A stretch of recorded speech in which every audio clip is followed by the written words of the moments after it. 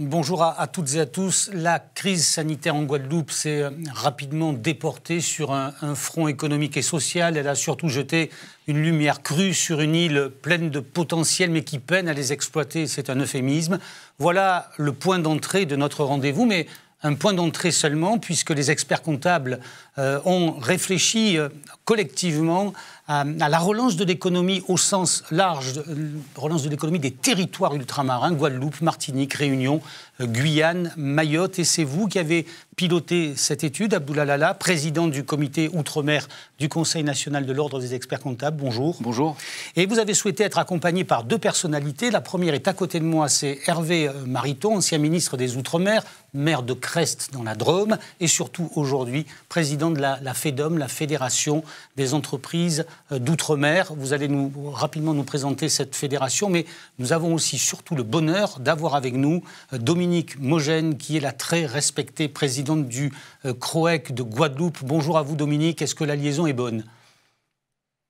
Oui, bonjour, je vous entends très bien. J'espère que de votre côté, c'est pareil. Et on s'excuse un petit peu de vous avoir fait réveiller si tôt, puisque avec des 6 heures de décalage, il doit être quelque chose comme 5h30 chez vous. Merci d'être avec nous. Je le disais, Hervé Mariton, merci. Un mot de présentation, la FEDOM. Il y a 5 heures de décalage en ce moment, sous le contrôle de notre ami. La Fédération des entreprises des Outre-mer, que j'ai l'honneur et le bonheur de présider depuis 6 mois maintenant, est une fédération, une association qui rassemble sur l'ensemble des territoires de l'ensemble des Outre-mer les entreprises, les structures d'entreprises. Et c'est très puissant et très heureux d'avoir comme cela une structure qui permet de porter le message des entreprises dans leur diversité. Les structures, ça peut être les MEDEF, les CPME, les chambres de commerce, les fédérations professionnelles, la présence des experts comptables parmi nous qui est extrêmement précieuse, et puis des entreprises qui siègent individuellement aussi. Et je veux dire ici que la présence des experts comptables nous est très précieuse, d'abord parce que ce sont des entreprises et des entrepreneurs, et parce que les experts comptables sont évidemment des capteurs de ce qu'est la vie et la réalité des économies locales, et que ce soit en termes de rassemblement de données, que ce soit pour l'appréciation du fond des politiques menées et des évolutions nécessaires, que ce soit aussi pour mesurer les évolutions conjoncturelles, la relation entre les experts comptables et la FEDOM, c'est précieux et très apprécié. Et des experts comptables revendiquent leur rôle central au sein de l'économie réelle. C'est vrai. Alors, Président Abdoulaye Lala, qu'est-ce qui nous vaut aujourd'hui, au-delà de l'actualité particulière de la Guadeloupe, de nous intéresser à cette question de la relance sur les territoires ultramarins ? D'abord, je crois qu'il faut dire aussi que cette relance, elle est nécessaire après quelques mois d'asphyxie liée à cette crise sanitaire, qui est un choc qui est inédit dans l'histoire de nos économies. Il faut dire également que nos territoires, quels qu'ils soient, sont des territoires fragiles. Fragiles par leur histoire, par leur géographie, et que certains territoires, je parlerai actuellement des Antilles, mais vous connaissez l'exemple de la Réunion. Ça fait en 15 ans la 5e crise économique que l'on subit. La première, c'était celle du chikungunya. On a eu la crise financière de 2008. On a eu la crise de requins, etc. Et donc, aujourd'hui, les entreprises de nos territoires sont fragilisées. Elles ont besoin d'être soutenues, elles ont besoin d'être accompagnées. Elles ont besoin également, et le président Mariton l'a rappelé, que les économistes du terrain que nous sommes, les experts comptables au cœur de l'économie, puissent réfléchir sur des solutions de sortie, de rebond. Et je crois qu'aujourd'hui, c'est de ce dont on a besoin dans nos territoires. Et on verra tout à l'heure que vous avez publié un ouvrage consacré précisément à un ensemble de propositions que vous formulez, que vous allez déposer au gouvernement. C'est un ouvrage, effectivement, qui est issu d'une consultation de l'ensemble des professionnels des 5 territoires que vous avez rappelé tout à l'heure. On a fait un travail sur 6 mois avec, effectivement, un questionnaire sondage qui a été envoyé. Dans cet ouvrage, on a d'abord présenté l'ensemble des territoires parce que, bien souvent, et le président l'a rappelé, nos compatriotes de l'Hexagone ne connaissent pas les Outre-mer. Combien de fois on m'a dit à La Réunion, c'est super, j'étais en Guadeloupe l'année dernière et donc j'ai apprécié. Donc effectivement, il faut d'abord replacer nos territoires dans leur contexte. Ça, on l'a fait. Et puis deuxièmement, on a questionné nos confrères installés dans les 5 départements d'Outre-mer pour leur demander quelles étaient, selon eux, les mesures qu'il fallait mettre en place pour favoriser la relance et le rebond de l'économie. Et c'est de cette étude-là que sont nées les 10 propositions dont je vais vous parler tout à l'heure. Alors, on va faire les choses dans l'ordre et d'abord respecter la tradition. Et dans cette émission, il y a toujours un chiffre du jour et c'est ce que je vous propose de découvrir.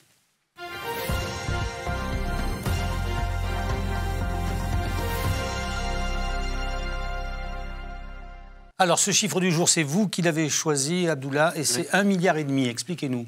Alors, 1,5 milliard, c'est effectivement la dotation... D'euros, évidemment. Évidemment, oui. Ça va se dire, mais ça va bien le dire. En fait, c'est la dotation qui est attribuée aux Outre-mer dans le cadre du plan France Relance. Et vous le savez, ce plan France Relance, il est décliné sur le plan national en 3 parties. Et puis en plus, on pourra en parler, si vous voulez, de ce qu'on pourrait faire dans nos économies et nos territoires. Il y a une partie qui est réservée à l'inclusion. Et donc, pour nous, c'est très important, puisque vous verrez que parmi les propositions, la montée en compétences est importante, la formation des talents dans nos territoires est importante.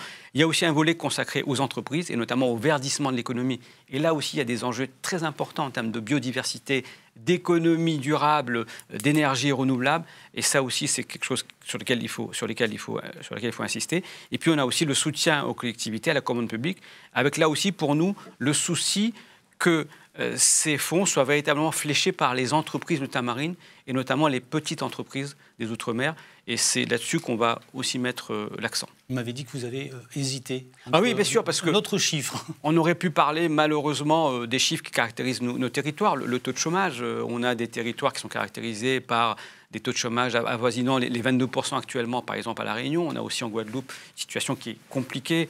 On a aussi le taux de chômage des jeunes, certains territoires qui atteignent 45%, le taux de pauvreté. Donc vous savez que nous avons des territoires qui ne sont pas aidés par ces caractéristiques-là, mais notre objectif et notre ambition modeste au sein du comité d'Outre-mer, c'est de faire en sorte qu'on change le regard sur nos territoires et qu'en partant de ces handicaps, de ces faiblesses, on en fasse des atouts. Notre biodiversité, notre positionnement géographique, tous ces éléments-là, il faut qu'on les mette en avant et qu'on les fasse reconnaître sur le plan national. Bien. On a respecté la tradition, on a notre chiffre du jour, on peut aller vers un état des lieux à peu près exhaustif, même si le temps nous est compté, et c'est la séquence qui suit, l'état des lieux.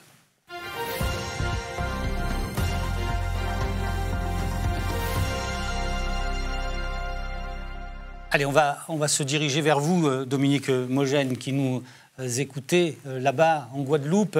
Encore une fois, merci d'être avec nous. Alors cet état des lieux, évidemment, il passe par l'actualité chez vous. On en est où exactement? Quelle est la situation? Est-ce que ça se calme un peu? Est-ce que les revendications s'expriment de façon toujours aussi violente? Qu'est-ce que vous pouvez nous dire? Alors actuellement, la situation est quand même beaucoup plus apaisée. On est dans un calme un peu latent depuis une semaine. Les derniers barrages ont été levés hier. Cependant, en fait, la population vit toujours en fait dans l'inquiétude de se réveiller un matin, puisque les barrages en fait sont systématiquement reconstruits pendant la soirée. Donc la population craint de se réveiller un matin, de ne pas pouvoir circuler, ce qui est un grave souci en tout cas pour pouvoir assurer une relance économique complète en fait sur notre île. Au-delà de cette actualité, quelle est la situation des entreprises? J'allais dire au sortir de la crise, mais ce n'est vraiment pas le mot choisi puisqu'on est loin d'en être sorti. Quelle est la situation des entreprises puisque vous les côtoyez au quotidien? Alors, vous avez des chefs d'entreprise qui sont excessivement inquiets de cette situation puisque, comme vous l'avez souligné, on n'est pas encore sorti de cette crise liée à la situation sanitaire, donc contre la lutte du Covid. Et on est retombé en fait dans une crise économique qui est liée à une problématique sociale principalement. Comme l'a présenté le président du comité Outre-mer, la particularité de nos îles domiennes, c'est qu'on a un taux de chômage relativement important. En Guadeloupe, par exemple, le taux de chômage des jeunes, c'est 30%. Donc, c'est une colère sociale qui s'est exprimée, qui a explosé, sans qu'on y soit préparé, puisqu'on s'est levé un jour avec une explosion de violence que le citoyen lambda que nous sommes, en fait, n'a même pas compris. Donc, la situation économique est extrêmement explosive. Les chefs d'entreprise sont extrêmement inquiets. On a une relance qui est très, très difficile à mettre en place. Et c'est vrai qu'on a l'impression, en fait, effectivement, d'être pris dans un tourbillon sans fin, où on est au chevet, nous, en tout cas, experts comptables, au chevet des chefs d'entreprise, à les accompagner et à faire un rôle, en fait, presque de psychologue en leur disant surtout ne baissez pas les bras, puisque c'est vrai que la situation est compliquée, mais bon, c'est pas la première crise économique, ça sera certainement pas la dernière. Il va falloir en tout cas se relever et continuer. Suite à tout ce que nous avons vécu, il faut quand même compter 83 entreprises qui sont totalement sinistrées, donc qui ont été pillées, qui ont été dégradées et qui ne pourront pas réouvrir leurs portes. Donc ça fait autant en fait de familles au chômage.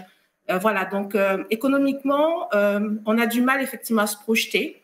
Heureusement, malgré tout, on a un soutien des collectivités et de l'État qui a accepté de remettre en place un certain nombre de mesures, notamment l'activité partielle, dans le cas particulier que nous vivons avec des barrages et donc l'impossibilité des salariés de se rendre sur leur lieu de travail. Et au-delà de ça, de la clientèle de se rendre sur leur lieu de travail. Dominique, est-ce qu'on arrive à mesurer la perte d'activité sur l'île globalement due à la crise sanitaire ? Alors, la perte d'activité sur la période en fait, de blocage, donc pendant 3 semaines... Non, je parle au-delà de cette période de blocage spécifique. Généralement, depuis mars 2020, est-ce que... Alors, on est à peu près à 60% de perte d'activité, en tout cas, sur notre île. Puisque l'insularité veut qu'on soit très, très éloigné, en tout cas, des points d'accès. Donc, en fait, on a beaucoup de problématiques en fait, de livraison, avec des coûts qui ont explosé. Donc, un pouvoir d'achat qui est en berne et qui est en train de diminuer. Avec quels secteurs qui sont les plus affectés? On pense au tourisme, évidemment, mais pas que. Ouais. Alors oui, le tourisme, en fait, c'est le premier secteur qui a été touché et qui, malheureusement, l'est de nouveau. Il y a la restauration, en fait, un peu comme dans l'Hexagone. Et vous avez aussi toutes les activités connexes, c'est à celle-ci. Donc, on n'y pense pas, mais vous avez toute une activité de loisirs touristiques qui est accolée, en fait, par exemple, les magasins spiritueux aussi, qui approvisionnent les hôtels et des hôtels qui sont fermés depuis quasiment une année. Alors ça, c'est un regard assez parcellaire sur la Guadeloupe, mais plus généralement, Hervé Mariton, dans les autres îles, qu'est-ce que vous constatez? Quelles sont les informations qui vous remontent sur l'état de santé des entreprises? Et comme vient de le dire la présidente de la Guadeloupe de manière très, très claire, les conséquences sont importantes avec des crises récurrentes. Et ces crises, on met chaque fois du temps à s'en remettre. Nous avons organisé un séminaire, la FEDOM, lundi, sur la question de la résilience et de la relance du tourisme outre-mer. On voit bien que lorsqu'on a des successions de crises, crise sanitaire, crise sociale, ça se paye sur plusieurs années. Ça, c'est une première chose. Ensuite, il faut avoir l'honnêteté de reconnaître que les secteurs sont inégalement affectés. La distribution alimentaire, globalement, a peu pâti de la crise. À l'autre bout, le tourisme, comme Dominique vient de le dire très justement, et les activités connexes au tourisme, auxquelles on ne pense pas nécessairement en première instance. La location de voitures, par exemple, a considérablement souffert. Donc l'État a été au rendez-vous pour un certain nombre de mesures, mais nous, à la FEDOM, on a dû se battre pour que les réponses soient adaptées à des activités qui ne sont pas exactement les mêmes outre-mer qu'en métropole, à une saisonnalité touristique qui n'est pas la même, à un cycle de crise sanitaire qui n'a pas été le même. L'impact en Guadeloupe n'a pas toujours été au même moment qu'en Martinique, y compris sur le plan sanitaire. L'impact en Guadeloupe, en Martinique, n'a pas été au même moment qu'en métropole. Et tout ça, l'État, en général, finit par le comprendre, mais avec un délai de réaction qui n'est pas satisfaisant. Au fond, est-ce qu'il y a une écoute sur les enjeux économiques des Outre-mer? La réponse est oui. Est-ce que cette écoute vient de manière assez fine, assez adaptée, assez rapide? La réponse, hélas, est non. Est-ce que la réponse en termes d'investissement, en termes budgétaires, est à la hauteur des enjeux aussi? Mais le gouvernement souligne à juste titre qu'au titre des mesures, fonds de solidarité, coûts fixes, activité partielle, il y a eu pas mal d'argent qui a été engagé. Mais sur l'investissement, la question est entière. On a évoqué tout à l'heure, et le président du comité Outre-mer a rappelé dans le plan de relance qu'il y a de la commande publique. Bon, mais est-ce que la commande publique va effectivement être ensuite délivrée assez rapidement au profit des entreprises dans les Outre-mer? Est-ce que ces entreprises seront payées assez rapidement? Le sujet des délais de paiement est un sujet qui est tout de même un sujet massif dans les Outre-mer.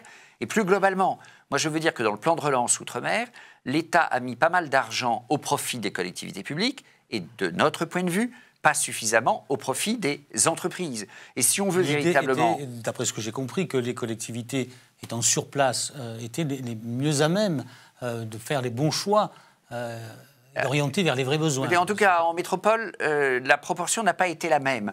Or, mon credo à la présidence de la FEDOM, c'est de considérer qu'il n'y a pas d'avenir pour les Outre-mer sans entreprises prospères.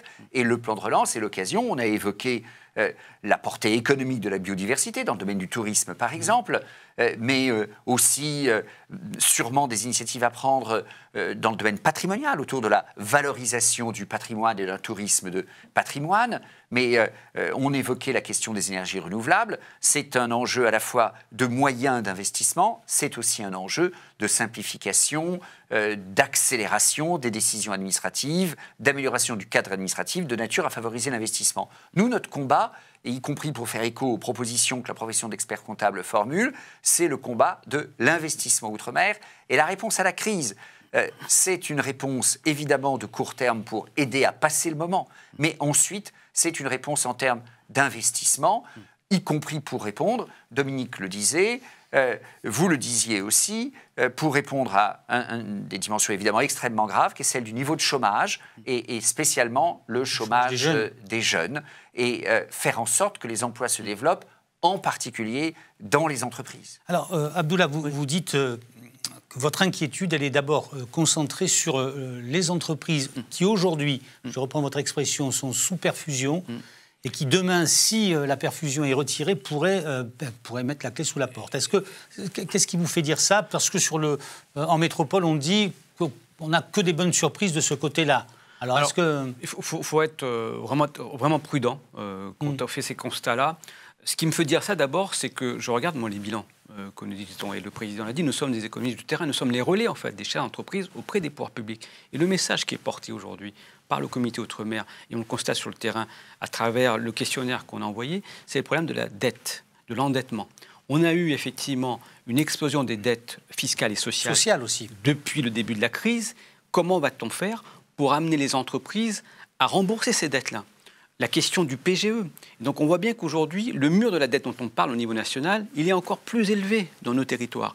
Et à ce mur de la dette, on va également demain réfléchir sur les possibilités de rebond. Alors on nous dit, pour rebondir, il faut inventer un nouveau modèle, il faut de la mutation, donc il faut aller vers l'économie numérique. Mais pour aller vers l'économie numérique, il faut investir, le président l'a rappelé. Donc comment faire pour investir alors qu'on n'a pas les moyens aujourd'hui de faire face... Et votre inquiétude, vous le dites, donc c'est la capacité des entreprises qui ont été aidées aujourd'hui à rembourser les dettes qu'elles ont contractées. Est-ce que c'est une inquiétude que vous avez aussi, Dominique, en Guadeloupe? Ah oui, absolument. C'est ce qu'en fait, nous, au niveau de l'Ordre des experts comptables de la Guadeloupe, on ne cesse de clamer en disant qu'on avait déjà en fait, des difficultés structurelles dans nos entreprises domiennes. Il faut aussi l'admettre, et qu'avec les PGE qu'il y a eu, le PGE a en tout cas l'avantage d'avoir soutenu l'économie, d'avoir permis des entreprises de rester en vie. Mais un PGE, il faut le rembourser, par exemple. Et vous aviez déjà un taux d'endettement relativement important. La problématique des dettes fiscales et sociales, c'est une problématique réelle. Aujourd'hui, vous avez beaucoup d'entreprises qui ne peuvent pas, en tout cas, avoir recours, en tout cas les entreprises domiennes ne peuvent pas avoir recours aux aides comme le fonds de solidarité, et ensuite maintenant le coût fixe rebond, parce que justement elles ne sont pas à jour des dettes fiscales et sociales. Et donc en fait on est un peu le serpent qui se mord la queue et on n'en sort pas. Donc c'est une vraie problématique effectivement que le taux d'endettement des entreprises domiennes, et il va falloir effectivement réfléchir à cette question. Abdullah. Oui, non, mais ce que je voulais dire également, et pour reprendre ce qui se passe aujourd'hui aux Antilles, on voit bien que au départ, la contestation, elle vient d'un problème de passe sanitaire et de taux de vaccination. Et moi, je vais vous raconter une anecdote que j'ai partagée avec une restauratrice qui est à Salazie, île de la Réunion, que le président doit mieux connaître. Cette personne, elle me dit, c'est une cliente de mon cabinet depuis plusieurs années, elle avait une entreprise, alors c'est un très bon restaurant d'ailleurs, le Petit Coin Créole, si vous allez à Salazie, allez-y parce que vous allez manger. Faites un peu de publicité, allez-y. Pour nos économies. Petit Coin Créole, exactement. Et ce qu'elle me dit aujourd'hui, cette dame, c'est que moi j'ai 2 serveuses qui ne sont pas vaccinées et qui ne veulent pas se faire vacciner.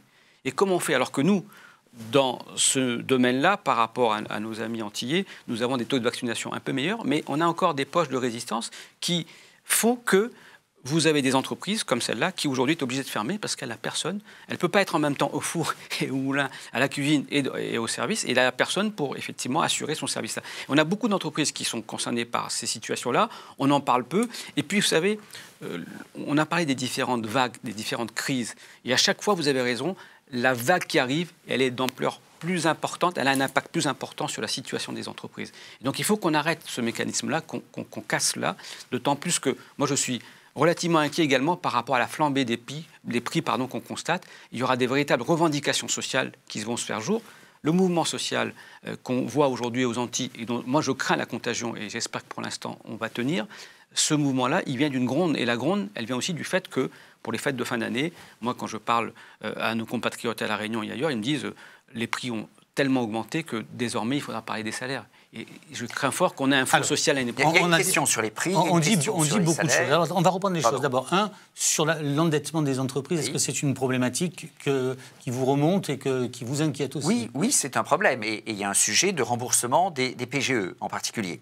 Sur le remboursement des PGE, nous plaidons, et je pense qu'il finira par y avoir des choses en termes de prolongement des délais de remboursement. L'État dit que globalement, il y a peu d'inquiétudes et peu d'entreprises qui sont en difficulté pour rembourser. Ce qu'on anticipe, c'est qu'il y aura une proportion plus importante de difficultés en Outre-mer qu'en métropole. Premier point.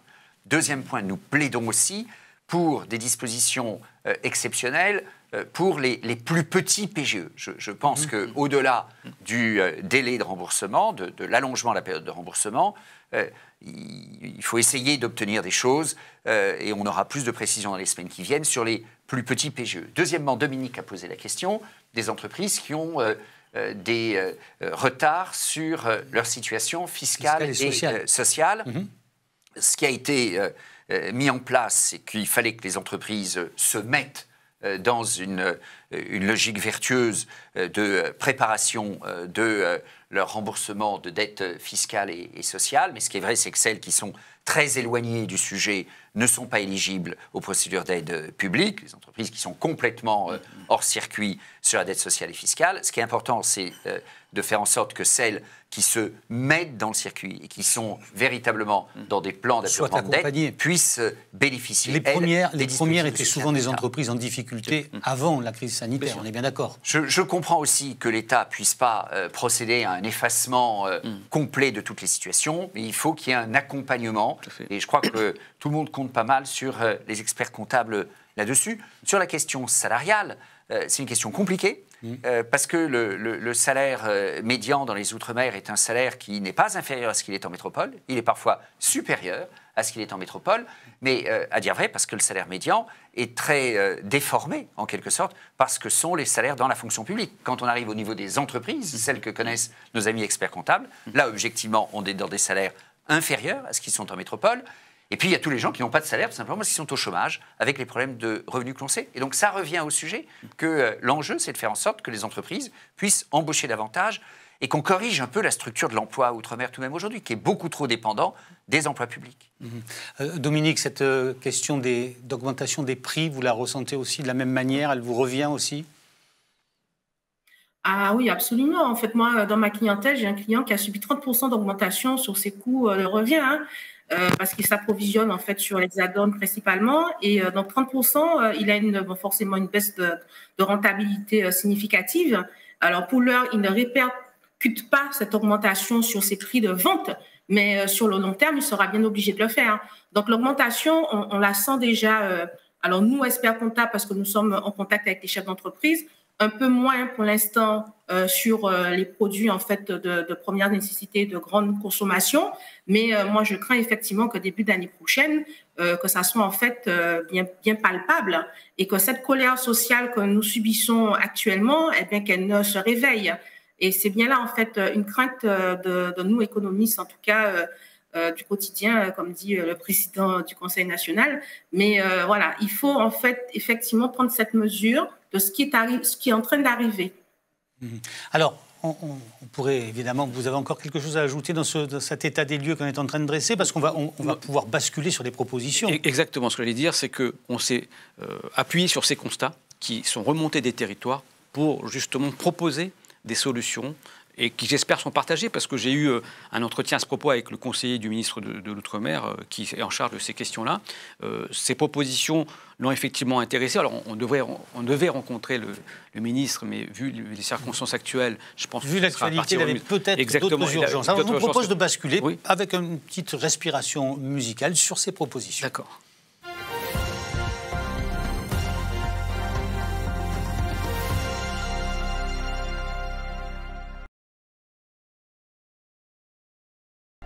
Alors, il y en a 10. Oui. 10 propositions que vous avez classées en fonction de leur urgence ou en tout cas de leur faisabilité par rapport à un terme. Court terme, moyen terme, long terme. Alors, dans le court terme, j'ai bien compris que la première proposition allait porter sur la prorogation des mesures d'accompagnement des entreprises. On est bien là. Tout à fait, effectivement. On veut une sortie territorialisée. On n'a pas la même situation entre un restaurateur à Salazie, dont je vous parlais, et puis celui qui est en Provence, à Côte d'Azur. Vous pouvez nous rappeler le nom de... Petit Coin Créole. Voilà. Et par exemple, effectivement, le restaurateur qui se trouve en Aquitaine ou sur la Côte d'Azur, parce que a priori, l'activité repart dans ces zones touristiques-là. Donc ça, c'est une première chose. On a parlé aussi des problématiques de dette fiscale et sociale avec un accompagnement personnalisé. Au-delà de ça, à court terme, ce qu'il faut... Attendez, sur cette question-là, on est tous d'accord. Pour vous, il faut proroger ces aides, il faut les poursuivre. La réponse est oui, parce que la crise qui connaît aussi des rebonds en métropole d'ailleurs, mais a été, à bien des égards, ininterrompue sur beaucoup de territoires d'outre-mer. Donc, et prolongée. Pas de débat, je vois Dominique qui acquiesce, donc j'imagine que sur ce point, on est tous d'accord. Deuxième proposition, promouvoir les filières d'activité locale. Oui, c'est-à-dire que pendant la crise, on s'est aperçu que l'économie étant sous cloche et les frontières fermées, on a eu effectivement recours à la clientèle domestique, au pouvoir d'achat local, donc pour relancer certaines activités, je dirais des activités notamment liées au tourisme, au service à la personne, des activités de loisirs. Et certaines collectivités ont effectivement abondé notamment les revenus, les ménages à revenus modestes, pour les inciter à consommer, les aider à consommer ce qu'on appelle pays, les filiales locales, pour justement soutenir ces activités-là. Parce que si on attend trop, si on attend qu'on revienne à la vie d'avant, il sera peut-être trop tard. Il faut qu'on sauve. C'est ça qu'on appelle des chèques services pays. Voilà, qui sont orientés effectivement vers l'artisanat, vers les services à la personne, vers les entreprises ancrées territorialement. C'est une mesure qui vous semble pertinente ? Encourager la production locale, c'est une mesure pertinente, oui. Et les chèques services pays ? Il faut regarder la technique du chèque, mais je trouve que ça part d'une bonne analyse.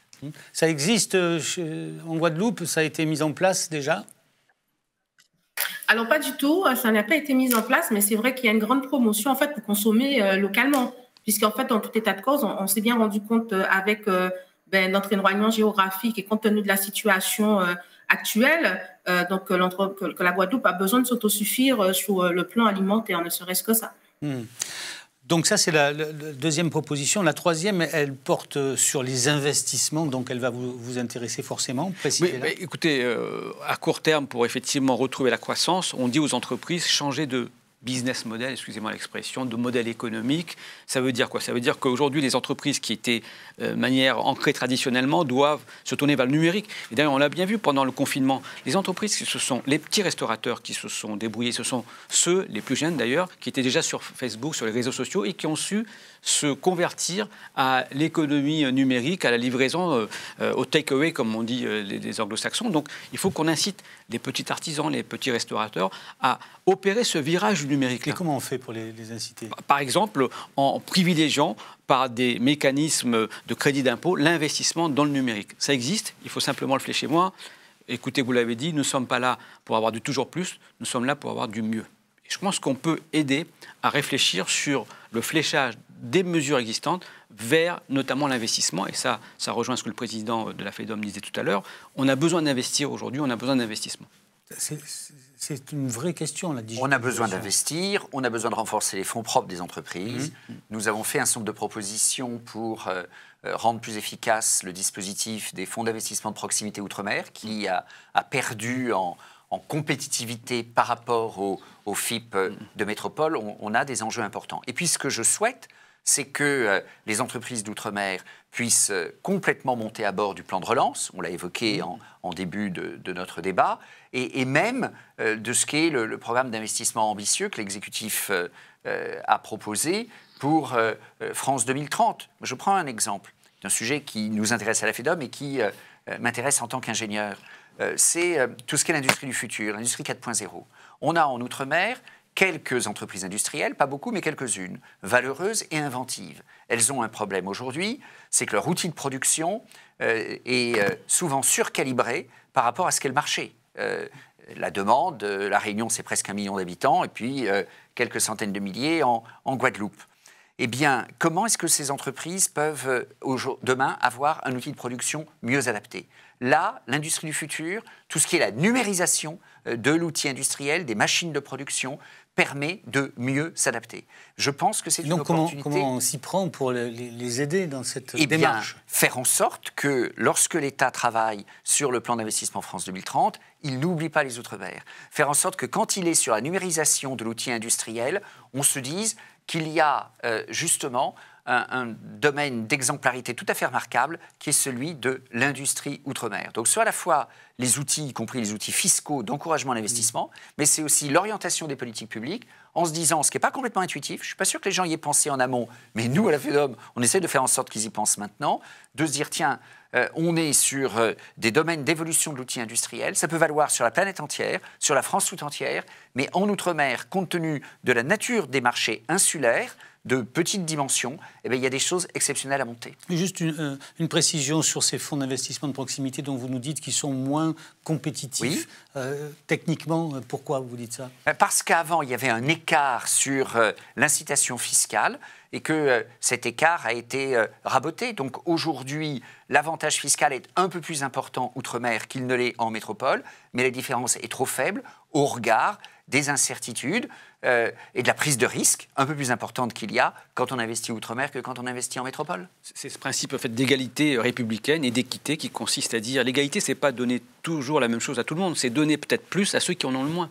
Et dans les Outre-mer, on a parfois des entreprises qui ont moins de moyens, qui ont moins de marché, qui ont moins de capacités. Donc peut-être qu'il faut ces entreprises-là les aider plus. C'est pas mal votre définition de l'égalité. Ça me faisait penser à Robin des Bois. Oui. Prendre aux riches pour donner aux pauvres. Tout à fait. Alors c'est la solidarité nationale dont je parle. Dominique, ce qu'on vient d'évoquer là, promouvoir les filières d'activité locale, favoriser la relance des investissements et améliorer l'accès au financement des entreprises, ce sont des propositions qui vous inspirent et qui vous semblent pertinentes chez vous là, en Guadeloupe? Elle nous inspire effectivement, et même j'ai envie de dire qu'au-delà de pouvoir en tout cas construire un outil de production efficient qui sera adapté à nos territoires, il ne faut pas oublier que vous avez parfois des DOM qui sont proches de marchés potentiels. Nous, par exemple, en Guadeloupe, nous sommes très proches du continent américain. Donc, c'est un marché potentiel qui pourrait être conquéri par le territoire guadeloupéen. Pour l'instant, on ne peut pas s'y positionner pour des problématiques, effectivement, d'adaptabilité de l'outil de production, de pouvoir, en tout cas, transporter les éléments jusqu'au continent américain. Donc, il faut aussi donner la possibilité à ces territoires où il y a un potentiel de développement, il y a un potentiel d'exportation pour permettre justement à ces territoires d'élargir en fait le champ des possibilités. Alors, sur la partie... Oui. Allez-y. Je vous en prie. Allez-y, Hervé.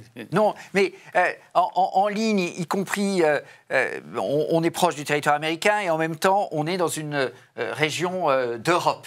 Ce qui apporte un certain nombre de contraintes. Mais ces contraintes, il faut les gérer de manière astucieuse. Je reste sur l'exemple des fonds d'investissement de proximité. Le taux de l'avantage fiscal a été raboté en raison d'une contrainte européenne. La contrainte européenne, elle est, on ne va pas la changer, la Guadeloupe est une région ultra-périphérique, elle fait partie de l'Europe, avantages et inconvénients. Mais si on ne peut pas bouger le taux, on peut modifier la base de l'avantage fiscal. Donc c'est ça qu'on plaide. Il faut être constamment astucieux, adapté, agile. Ça me paraît tout à fait essentiel. Et avec l'ambition des marchés régionaux aussi, chaque fois qu'on le peut, tout à fait. Pardon, mais la digitalisation des entreprises, c'est un enjeu important pour vous aussi, expert comptable. La facturation électronique, c'est pour demain matin, même avec le décalage horaire. Donc, ce que je veux dire, c'est que là aussi, c'est un gros chantier qu'il va falloir accélérer, mais avec quels moyens, avec quelle méthode aussi? Oui, il faut donner les moyens, ça c'est clair. Alors, en Guadeloupe, en tout cas, la collectivité régionale a mis en place un système de chèque TIC. Donc, ce sont des chèques, en fait, d'un petit montant. Enfin, moi, j'appelle ça un montant peu significatif, puisque c'est 500 € qui permet, en fait, aux entreprises de pouvoir mettre en place, notamment, des sites marchands, d'investir sur des outils qui leur permettraient de moderniser, en tout cas, leurs conditions de vente. Alors, c'est déjà ça a le mérite d'exister. Maintenant, les conditions d'accès sont relativement contraignantes, puisqu'en fait, c'est sur dossier. Mais là, vous êtes là pour ça. Les experts comptables sont là pour ça. Alors, on est là pour ça. C'est la raison pour laquelle, d'ailleurs, on œuvre énormément avec la collectivité régionale, justement, pour pouvoir adapter l'offre qui est faite par la collectivité aux entreprises et aux vraies attentes des chefs d'entreprise et du secteur associatif. Parce qu'en Guadeloupe, notamment, alors je ne sais pas si c'est le cas sur, par exemple, La Réunion, d'où est issu Al, mais en tout cas, en Guadeloupe, on a un secteur associatif qui est très prenant, qui est très présent et qui représente un vivier en fait d'emploi important. Et ce secteur associatif, à un moment, il a arrêté en fait d'être soutenu financièrement. Donc, il s'éteint petit à petit. Voilà. Et c'est tout ça en fait qu'il faut repenser et qu'il faut équilibrer. Alors, on a empiété sur la 9e proposition, c'est-à-dire inscrire les territoires d'outre-mer dans leur bassin géopolitique respectif. Mais il y en avait d'autres avant, notamment vos propositions. Juste pour répondre à Dominique, effectivement, on a le chèque numérique à La Réunion, on allait jusqu'à 3 000 €, donc la collectivité régionale a beaucoup investi. On a aussi le problème, effectivement, de l'accompagnement du secteur associatif, et on y réfléchit. Alors, pour avancer sur nos propositions, sur le moyen terme, c'est le deuxième bloc, effectivement, il faut donner les moyens aux entreprises du territoire de grandir et de se renforcer. Et comment on grandit et on se renforce? D'abord par des moyens humains. Les moyens humains, c'est la montée en compétences. On a un vrai problème parfois de recrutement, de talents qui ne sont pas présents dans nos territoires, alors qu'on a rappelé tout à l'heure les chiffres du chômage.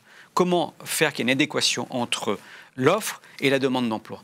Peut-être se reposer sur des professionnels, parce que nous savons quels sont les besoins dans nos entreprises. Et donc moi je prône je milite pour qu'il y ait une professionnalisation de la formation dans nos territoires.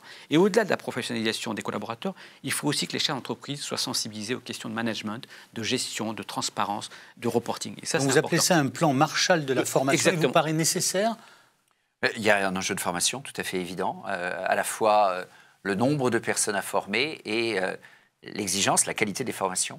Mais pour qu'il y ait formation, il faut aussi qu'il y ait une stratégie économique qui soit suffisamment lisible, durable, parce que les collectivités locales, l'État, qui ont la responsabilité, mettront en place de formation. Les jeunes ne s'y intéresseront que si l'horizon est durable et visible aussi, ce qui n'est pas toujours le cas.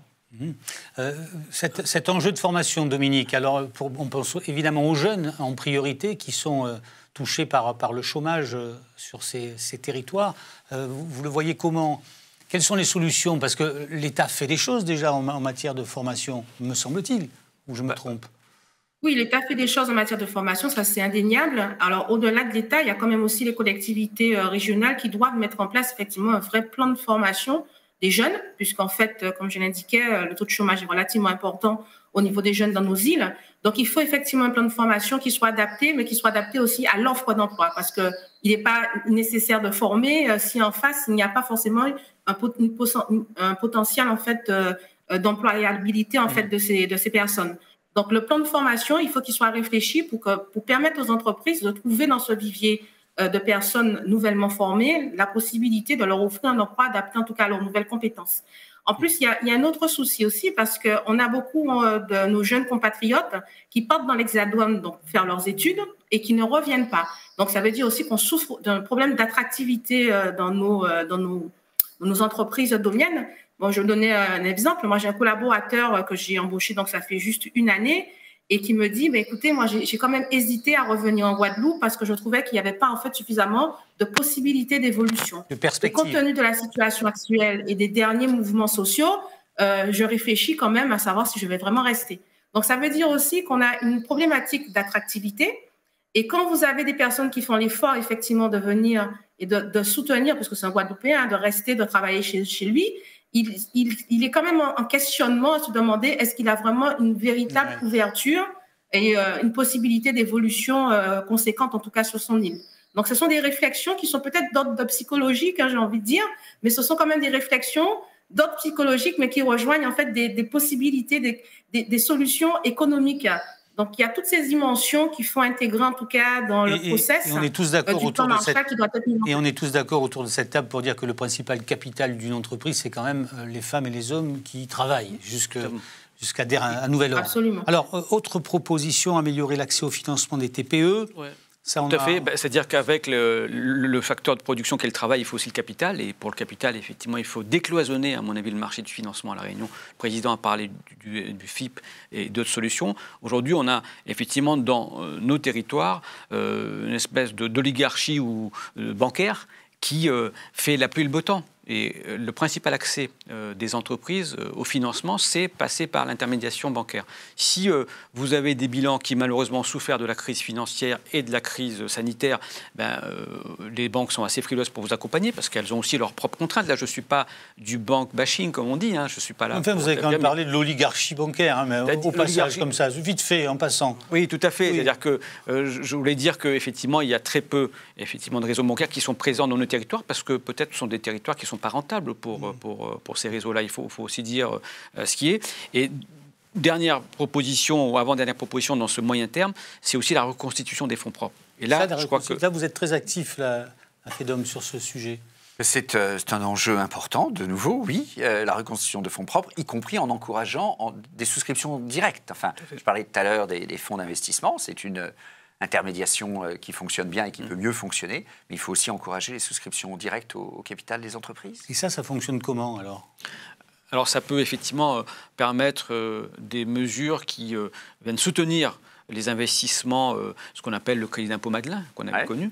Quand vous souscrivez, vous demain Gabi, vous souscrivez dans une entreprise ultramarine parce que vous voulez soutenir l'activité dans le pays ou parce que vous croyez dans cette entreprise-là, en contrepartie, vous avez un crédit d'impôt, une réduction fiscale qui est plus importante que si vous aviez investi par exemple à Marseille chez vous ou à Paris, parce que peut-être que l'entreprise de votre neveu marseillais n'a pas besoin de la souscription de capital de Gabi, alors que ce sont des réductions d'impôts de combien on a malheureusement le droit commun. Effectivement, ça dépend des secteurs d'activité, mais le droit commun, on est à 25%, c'est effectivement ce qu'on connaît ailleurs. Donc il faudrait peut-être améliorer ce dispositif-là dans tous les secteurs d'activité, pas uniquement dans certains secteurs dont on parle depuis quelques années. Dominique, vous êtes d'accord avec ça ? Ne vous laissez pas impressionner par les hommes qui sont installés confortablement à Paris. Donc intervenez quand vous le souhaitez. Hein ? Mais moi, j'ai le soleil, donc ça change tout. Ah oui, ça... Oui, non, mais bien sûr que je ne peux que partager ce point de vue. C'est vrai qu'on a parlé d'endettement structurel et bien sûr, pour pouvoir contrebalancer un peu l'endettement, il faut recapitaliser. Donc, il faut trouver des solutions. Alors, peut-être augmenter le crédit d'impôt, peut-être aussi renforcer les possibilités d'accessibilité à des FIP, à des fonds d'investissement. Donc, voilà, donc ce sont des pistes de solutions.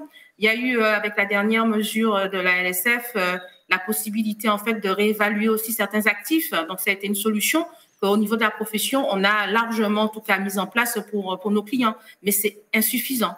C'est largement insuffisant par rapport aux difficultés en fait, structurelles en fait, de nos entreprises domiennes. Il ne faut pas oublier aussi que le tissu économique des entités domiennes, les structures, ce sont des TPE, ce sont de très, très petites structures. Et il y a très peu en fait, de PME. Donc là aussi, il faut réfléchir à un plan d'action qui soit en fait orienté TTPE et non pas PME. Pour des microfinancements, on n'est pas sur des sujets en millions d'euros forcément.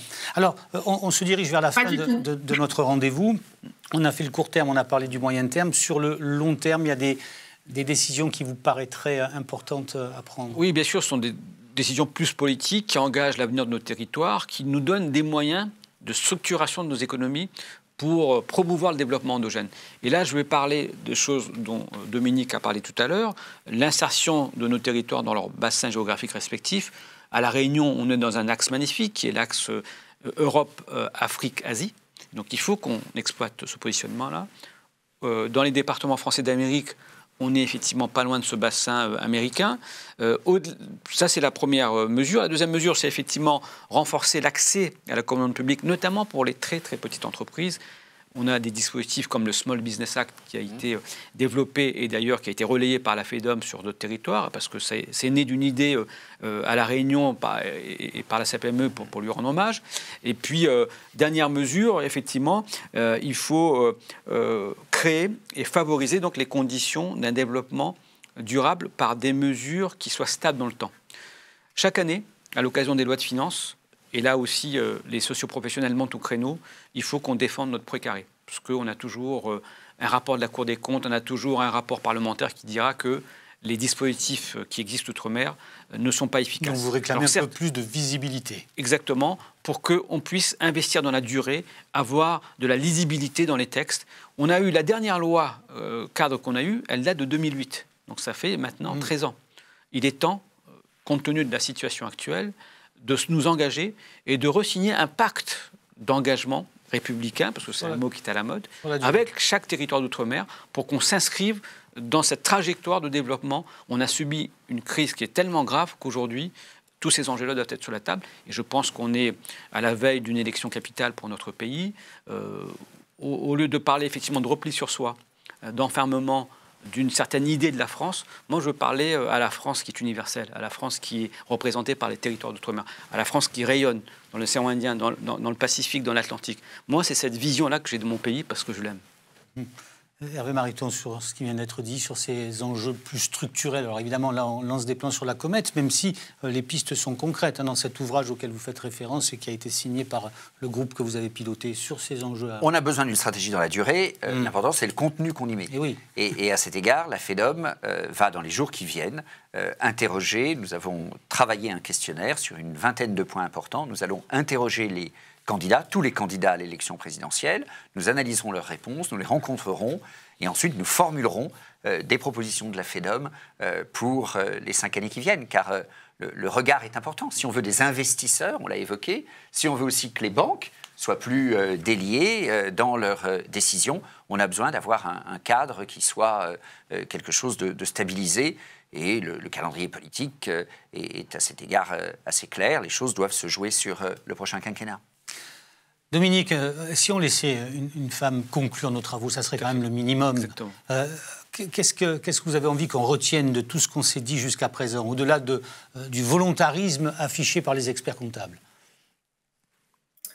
Alors, moi, je souhaiterais quand même que l'insularité et les spécificités de chaque île domienne soient tenues en considération, soient prises en considération. Parce qu'en fait, les DOM ne se valent pas l'un par rapport à l'autre. On a chacun nos spécificités. Et il faut effectivement inscrire sur le long terme la relance économique dans les territoires d'outre-mer. Il ne faut pas oublier aussi que dans les territoires d'outre-mer, on a un secteur tertiaire qui concentre la très grande majorité, en tout cas, de la source économique de nos îles. Et dans ce cas-là, il faut aussi penser à peut-être pouvoir développer le tertiaire. Alors, bien sûr qu'il y a l'industrie, il y a l'agriculture, etc. Mais c'est un fait que le tertiaire occupe une place importante. Et pour l'heure, ce tertiaire, en mon sens, il n'est pas suffisamment soutenu ni par les pouvoirs publics, ni par nos collectivités. Donc, il faut prendre en considération toutes ces particularités pour pouvoir réfléchir sur des mesures qui soient pérennes, effectivement, dans le temps, et qu'on ait une visibilité sur un vrai plan de relance pour nos territoires domiens. Bien, madame, messieurs, on a forcément la frustration de ceux qui ont le sentiment d'avoir effleuré le sujet, mais comme le colibri, le sentiment aussi d'avoir apporté notre... Je crois qu'on a dit des choses utiles. Notre pierre à l'édifice, en tout cas. On aura l'occasion de se revoir et d'évoquer à nouveau ces questions ultramarines. Peut-être pourra-t-on ajouter... Pardon, mais l'île qui, pour moi, est la plus belle du monde. Je parle de la Corse, évidemment. Tout à fait. Et on sera fidèle au rendez-vous. Ce garçon, vraiment. Vive la Guadeloupe et la Réunion. Allez, match nul. Merci à tous et j'espère que ce moment vous aura intéressé et éclairé et montré tout l'intérêt que les experts comptables portent au monde ultramarin. À très bientôt sur Fusexpert. Merci.